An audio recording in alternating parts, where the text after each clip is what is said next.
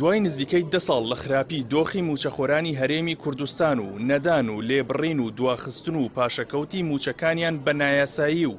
بە ناوی قەیرانێکەوە کە زادەی دەسەڵات خۆی بوو لە ئێستادا بەهۆی فشارەکان و داوای بەردەوامی هاوڵاتیان و موچەخۆرانەوە حکوومەتی عێراق ڕەزامەندی لەسەر چارەسەرکردنی کێشەکە دەربڕیوە و بڕیاریشە بۆ جێگیرکردنی لە هەمواری پرۆژە یاسای بودجەدا جێی بکاتەوە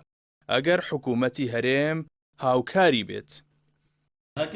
ئەم پێشهاتانە بۆ موچەخۆران بووە بە مژدەیەکی دڵخۆشکەر و ئومێدێکیان بۆ دروست بووە کە چی دیکە لەژێر هیچ ناوێکە موچەکانیان دوا ناکەوێت،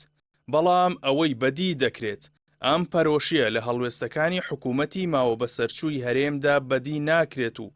وا لێکدانەوەی بۆ دەکرێت کە نایەوێت حکوومەتی عێراق کێشەی موچەخۆرانی هەرێم چارەسەر بکات.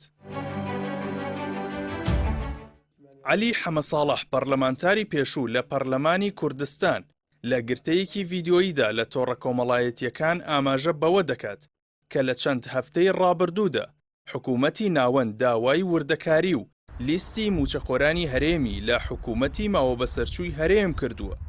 بەڵام وەزارەتی دارایی هەرێم لیستێکی تێکەڵاو و پڕ لە ناوی دووبارە و بە زمانی کوردی پێشکەش بە ناوەند کردووە. یەکەم وەزارەتەکان هیچی جیا نەکراوەتەوە، واتە وەزارەت جیا نەکراوەتەوە، تەنانەت ئامادە نەبوون سەربازی و مەدەنی جاکەنەوە، طبعاً هەریەم کە قایمەکانی بۆ ناردوون. ئەوەی کە گرفتە ئەڵێ ناوی دووبارە هەیە، ناوی دووبارە هەیە، ئەمە کارەساتە و دیکۆمنتەکان یا ئینەکان بە کوردی بۆیان ناردوون کە ئەوان ئەڵێن بە کوردی نابێ لێ تێناکەن دیارە. مەسەن عینوانی وەزیفی و پلە وەزیفیەکان هیچی جیا نەکراوەتەوە، ئایا چەندێ پلەیەکە پلە دووە پلە سێ ئەمانە هیچی جیا نەکراوەتەوە. ئەڵێ هەیە ناوی لە فەرمانبەر هەیە، لە تەقاعودیش هەیە، لە تەقاعودی هەیە، لە ڕیعایی ئیجتیماعی هەیە. من نازانم حکمت چییە لەوەی کە دەسەڵات ئامادە نییە ئەم میلاکاتانە بەوردی. طبعاً وەزارەتی دارایی بەرپرسە لە جێبەجێکردنی ئەم بابەتە بدا بە عێراق. ئەزانم پێشتر تەنانەت یەکێتی و پارتی ئامادە نەبوون میلاکی 70-80 بدەن بە یەکتر. خراپتر لەوەی کە شتێک من زانیومە ئەوەیە کە طبعاً ئەوەی پێشتر نردویانە بۆ پلە بەزکردنەوەکە لەسەر بنەمای مانگی 2014 لە کاتێکا فەرمانبەر هەیە 2 پلە، فەرمانبەر هەیە 3 پلەی لای حکومەتە. ئەوەی لە هەڵوێستەکانی هەرێمی کوردستان دەخوێنرێتەوە ئەوەیە کە حکوومەت نایەوێت کێشەی موچە بە شێوەیەکی ڕیشەیی چارەسەر ببێت و بە پێدانی لیستێکی بەم شێوەیە دەیەوێت بیانوو بە حکوومەتی عێراقی بدات تا جارێکی دیکە پشکی هەرێم نەدات و گرفت بۆ موچەخۆران دروست ببێت.